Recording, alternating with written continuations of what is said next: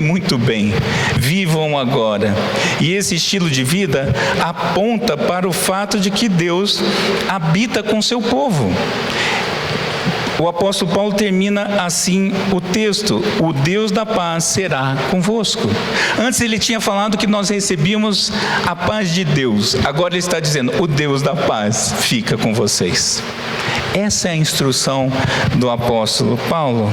E eu concluo então, meus irmãos, com algumas recomendações para nós.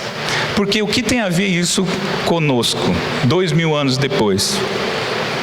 Primeiro, tenham uma fé e uma vida firme, estável, segura. Não tenham uma fé estilo montanha-russa. O que é isso?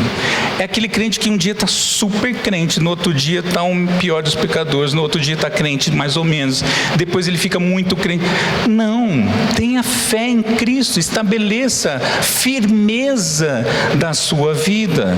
E nós podemos ter isso porque nós temos a firmeza da Santíssima Trindade a nos sustentar. Deus está conosco, o Emanuel, Deus conosco. Não só isso, somos habitados pelo Espírito Santo ainda.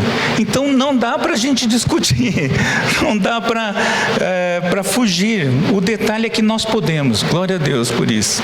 Em segundo lugar, meus irmãos, problemas de relacionamento entre irmãos em Cristo têm o potencial de arrebentar a vida da igreja.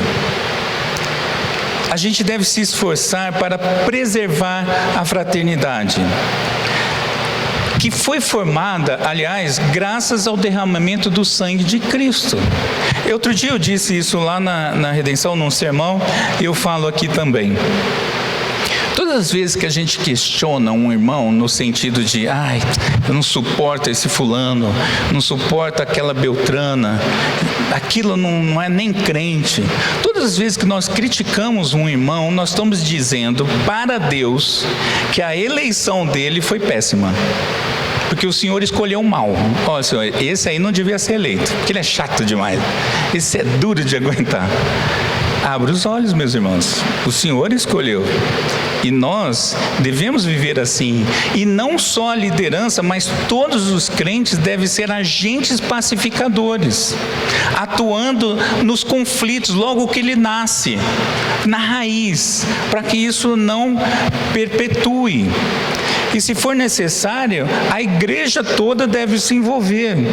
E ainda uma disciplina amorosa e bíblica para preservar a saúde da pessoa, porque é para o bem dela, a saúde dos membros, da igreja como um todo, de forma que essas situações não venham a trazer grandes estragos.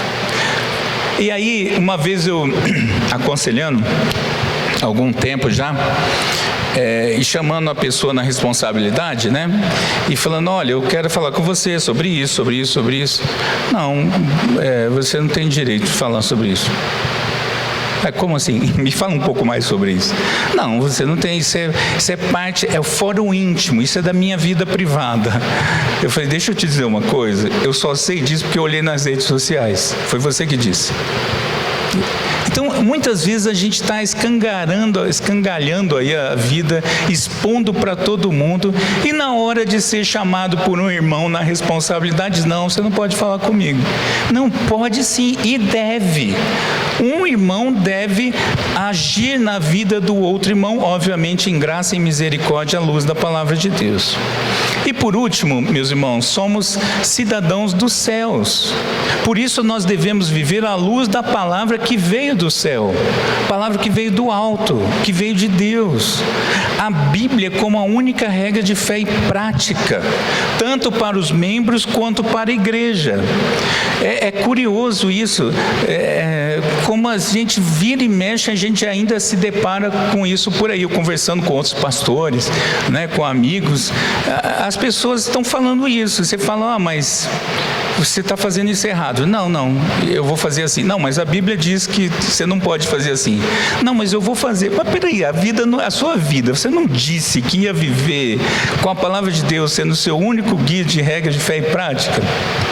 Veja como às vezes não é tão real isso. E nós temos ainda, meus irmãos, o privilégio de auxílios externos à palavra de Deus, que não são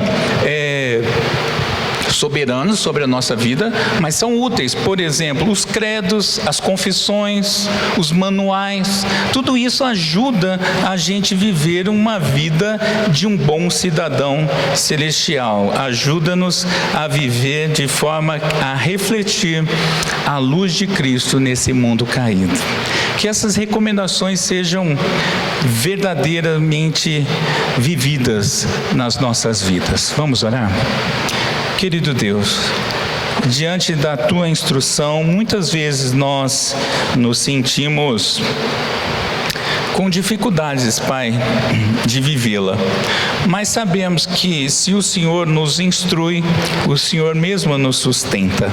Que essa palavra realmente fale ao nosso coração e que sejamos verdadeiros cidadãos dos céus, para a glória do Senhor. Nós oramos em nome de Jesus. Amém. Vamos nos pôr em pé e vamos cantar mais uma vez.